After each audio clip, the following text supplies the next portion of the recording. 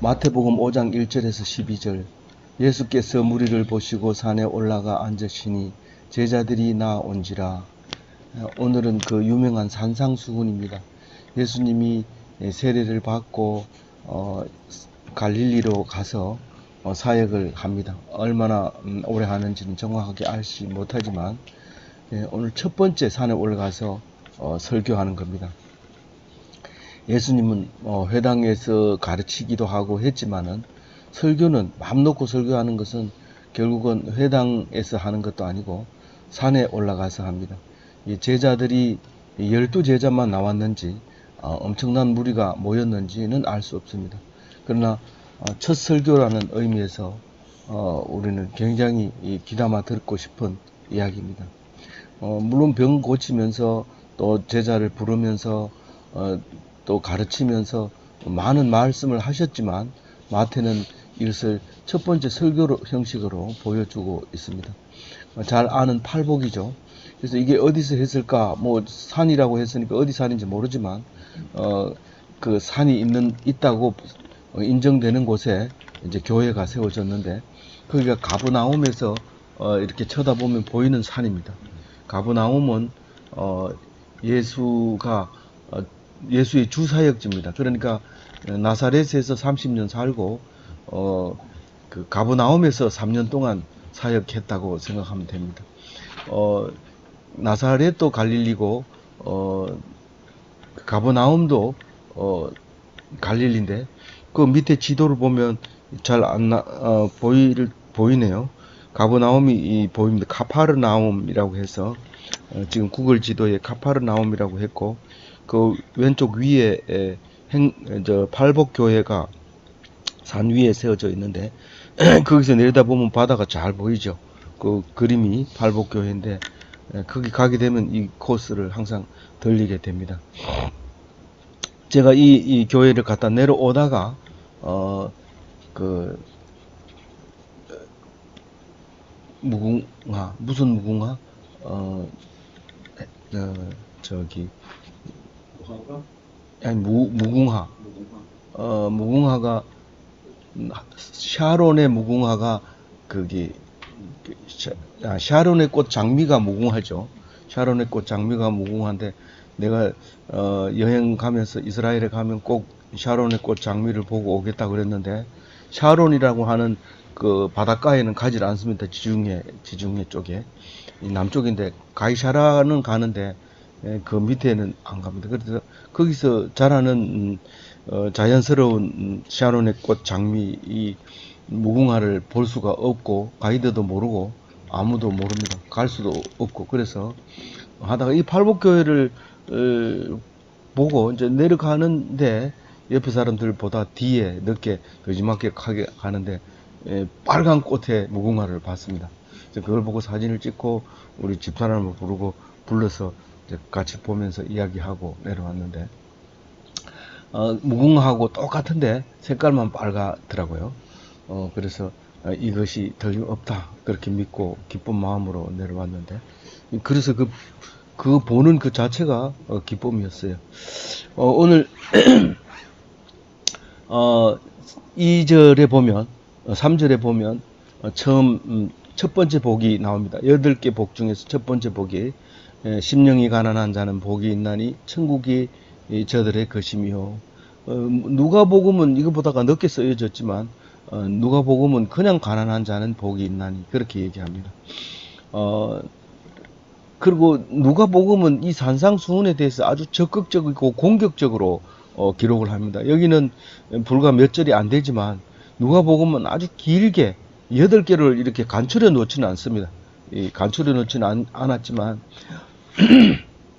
누가복음은 아주 공격적으로 기록한 것을 볼 수 있습니다.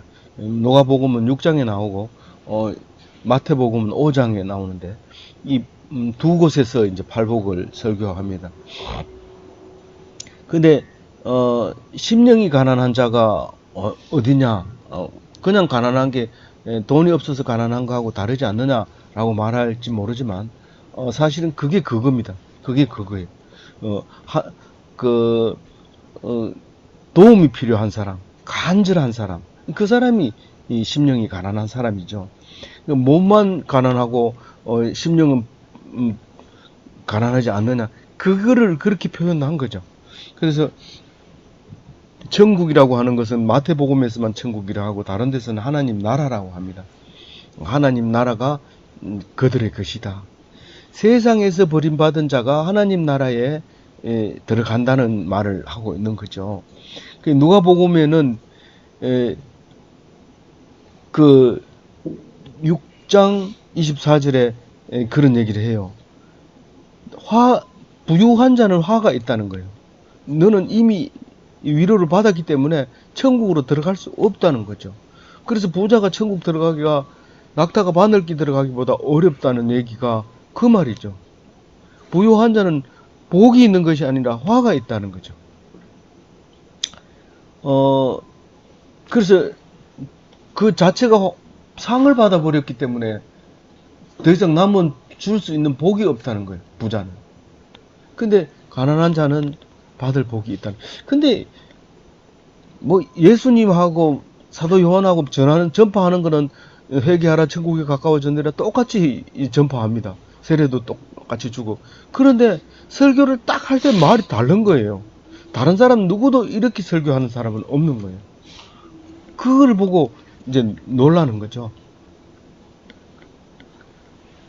어떻게 상이라고 하는 단어를 가지고 우리가 이 모든 문제를 해결할 수 있었던가, 그런 문제를 보면 정말 놀라운 말씀입니다. 2절에 보면 애통하는 자는 복이 있나니 그들이 위로를 받을 것이요. 애통하는 자는 이 슬퍼하는 자, 그 다음에 애도하는 자, 한탄하는 자, 이걸 얘기하는데 그 사람에게 위로를 준다는 거예요. 뭐 상가집에 가면 겉으로 그냥 곡하는 사람도 있지만 그런 거 말고 정말 가슴이 찢어지도록 아프는 그 아픔은 그에게 위로를 준다는 거죠. 성경 말씀이 너를 부르시고 너를 훈계하시고 그렇게 한다는 말이죠. 반드시 상 받을 사람은 힘든 일을 해야 상을 받지, 편하고 잘 지내고 이러면서 상 받을 수 있는 것은 아니라는 겁니다. 분명하게 얘기하고 있는 것이죠. 우리가 올라가고 싶으냐? 그럼 낮아져라. 낮아져야 올라가지. 네가 올라갔는데 어떻게 더 올라갈 수 있느냐는 거죠. 그럼 네 하나님께까지 올라갈 거냐? 그런 말을 하고 있는 거죠. 저는 힘들고 어려운 사람을 만나서 몇 년 동안 같이 신앙생활을 하면서 그런 얘기를 했습니다. 당신이 물 위로 올라가고 싶으면, 호흡하고 싶으면 바닥에 가라앉아서 바닥을 쳐야 올라갈 수 있지, 수영도 못하는 게 올라가려고 하면 진이 빠져서 죽는다. 그러니까 절대로 그러지 말고 가만히 있으면 가라앉는다. 그러거든 바닥을 차고 올라가서 그것도 숨 한 번 쉬고 다시 내려와야 된다.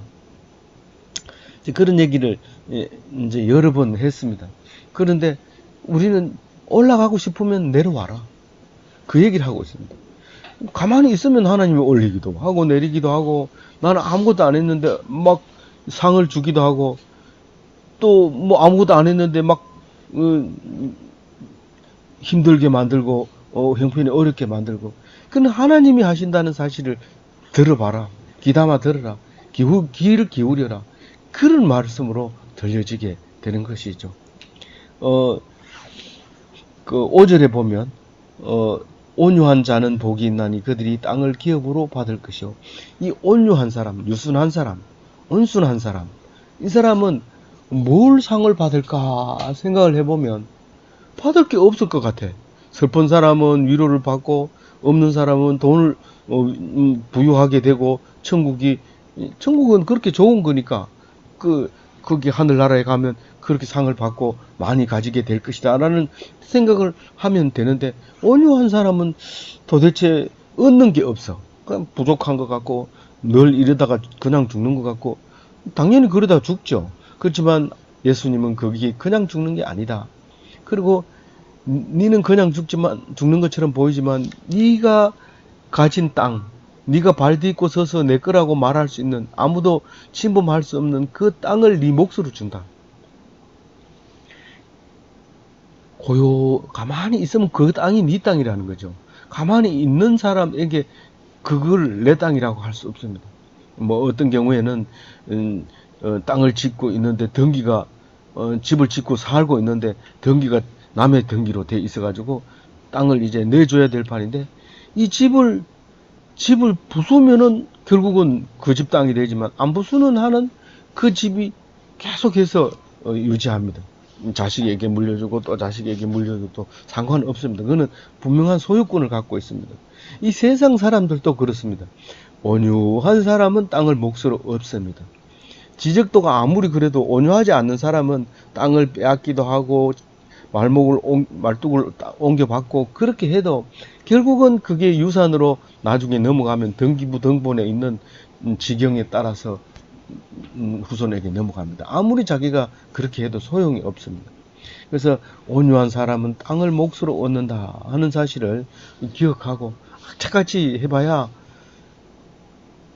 자식에게 물려주면 그 자식이 여러 자식이 땅을 나누어 갖자 이래가지고 줄을 그어가지고 몇 분의 1 해가지고 나누어서 등기하는데 보기 좋지 않고 그렇습니다. 온유하면 그게 자동으로 온유한 사람에게 그 땅이 넘어가게 되고 그렇게 된다 하는 것을 이 예수님은 그 팔복의 설교를 하면서 이 30년 동안 목수일을 아버지를 도우면서 그 생각해냈던 것을 그리고 하나님께서 주신 말씀을 간직했다가 그 제자들 앞에서 내가 꼭 하고 싶은 얘기가 이거다 했던 같은 느낌을 우리가 받을 수 있게 됩니다. 6절에 보면 의에 줄이고 목마른 자는 배가 부르다 그랬습니다. 저 앞에는 가난한 자는 복이 있나니 의에 줄이고 목마른 자는 복이 있나니 줄이고 목마른 거는 다 배를 부르게 한다는 거죠. 사실은 우리가 배만 부르면 인심이 그냥 막 나옵니다. 뭐 말도 부드럽고 존댓말 쓰고 뭐 이렇게 하는데 좀 배가 고프고 성질이 나고 이러면 뭐 막 삿대질하고 뭐 말을 막 함부로 하고 이렇게 하는 거죠. 이게 억울하고 그러면 용서를 못하고 막 이렇게 미워하고 그럽니다. 근데 배가 부르면 괜찮아져요.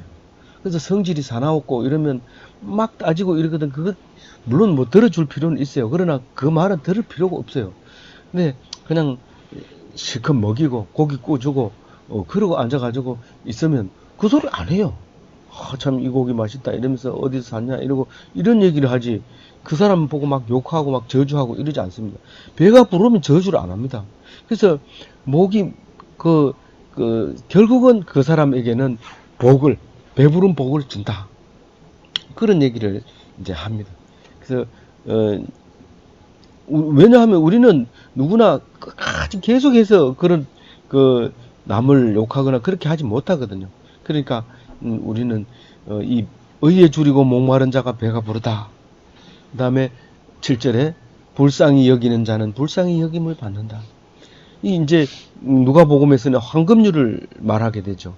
대접하는 대로 대접받는다 하는 그게 이제 생각이 나는데 우리가 우리 죄를 용서하여 준 것 같이 우리 죄를 용서하여 주옵소서.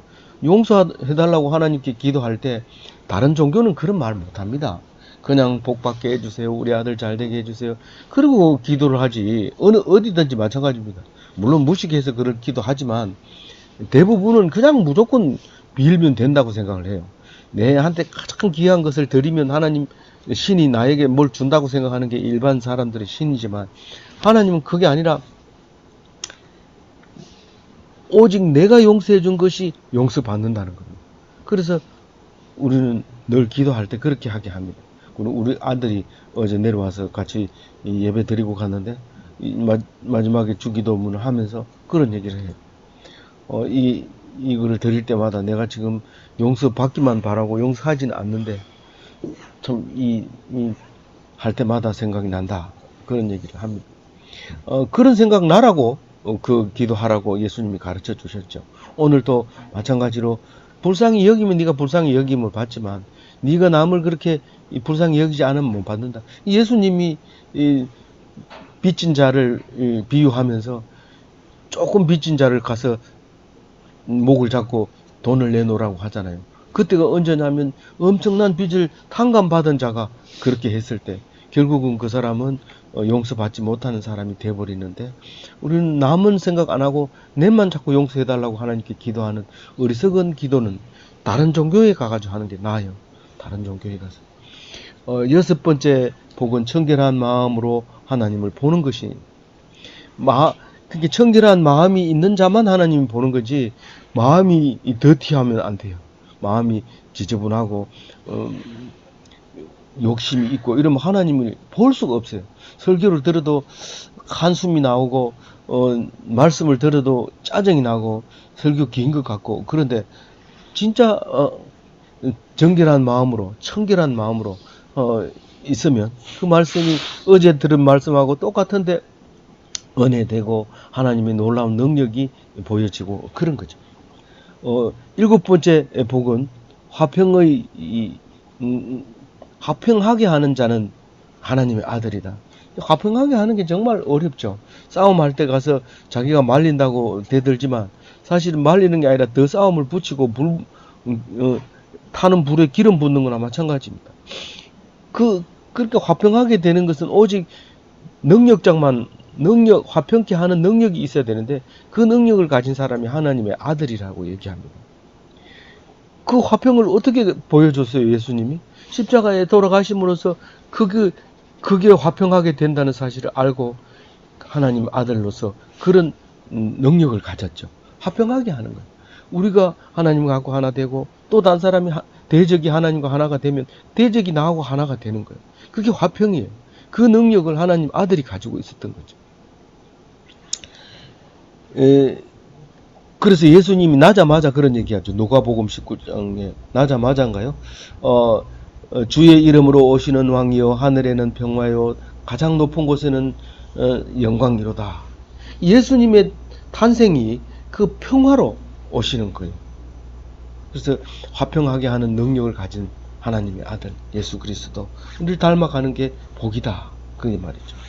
10절에 보면 마지막 여덟 번째 복인데, 의를 위하여 핍박받는 자는, 천국이 바로 그 의를 위해서 핍박을 받는 자가 사는 곳이 천국이지, 배부르고 잘 살고 떵떵거리고 살던 사람이 가는 곳이 천국이 아니다. 그거는 천국이 아니다.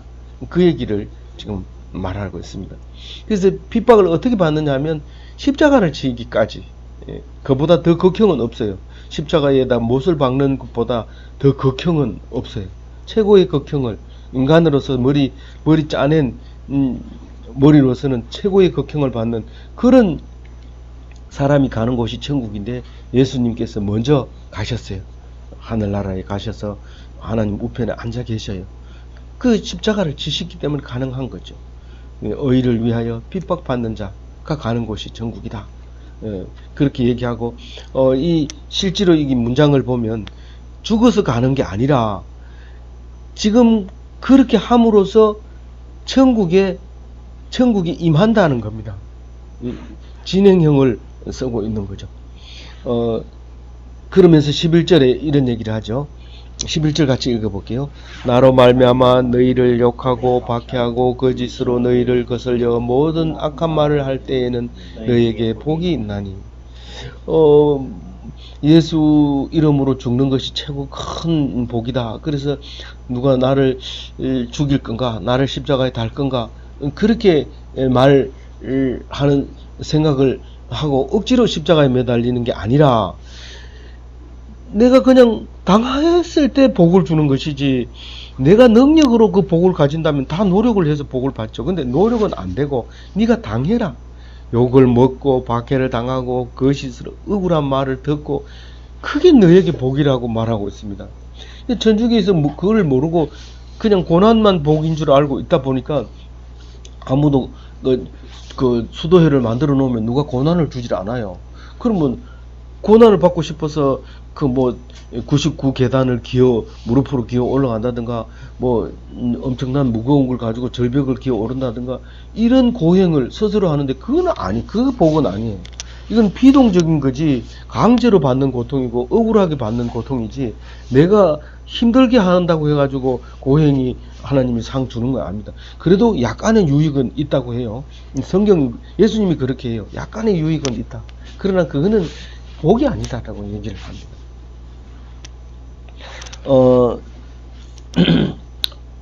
그래서 그 의의 주의 이름으로 능력을 당하고 주의 이름으로 핍박을 받고 주의 이름으로 악한 말을 들을 때, 그래서 악한 말이 뭡니까? 거짓말로 막 억울하게 막 하는 그걸 얘기하는 거죠. 그럴 때 어떻게 해야 되냐면 기뻐하고 즐거워해야 돼요. 근데 그 사람들 앞에서 희죽희죽 웃고 막 즐거워하고 이러면 안 되죠. 더 안 됩니다. 그러니까 속으로 기뻐하고 속으로 즐거워해야 돼요. 그래서 기독교인은 그거를 몰라요. 속을 몰라요. 속이 어떻게 돼 가는지. 그리고 왜 그렇게 웃을 수 있고 왜 그렇게 기뻐할 수 있느냐 하면 하늘에서 받을 복을 받는 복이, 이게 받는 복이라고 해요. 이게 현재 받는 복이요. 그게 기쁘다는 거예요. 즐겁다는 거예요.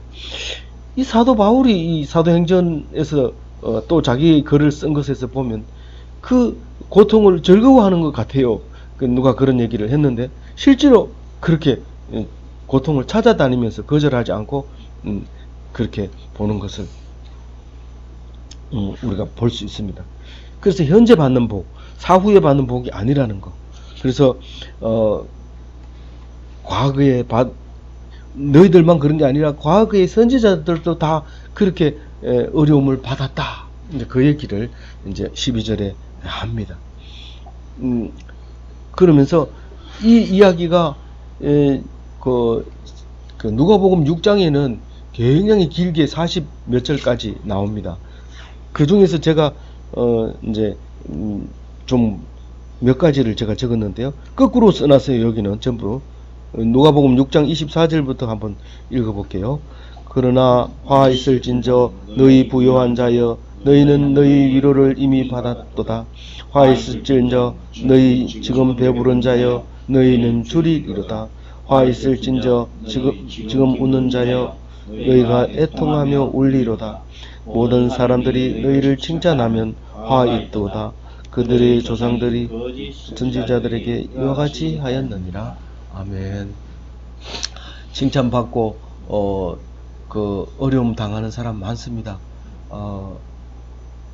칭찬 꼭 상 받고 나면 뭐 문제가 생기고 칭찬받고 나면 싸움이 일어나고 그렇습니다. 그거를 기억하고 우리가 하나님 앞에서 어떻게 살아야 될 건가? 우리는 분명한 답을 얻었습니다.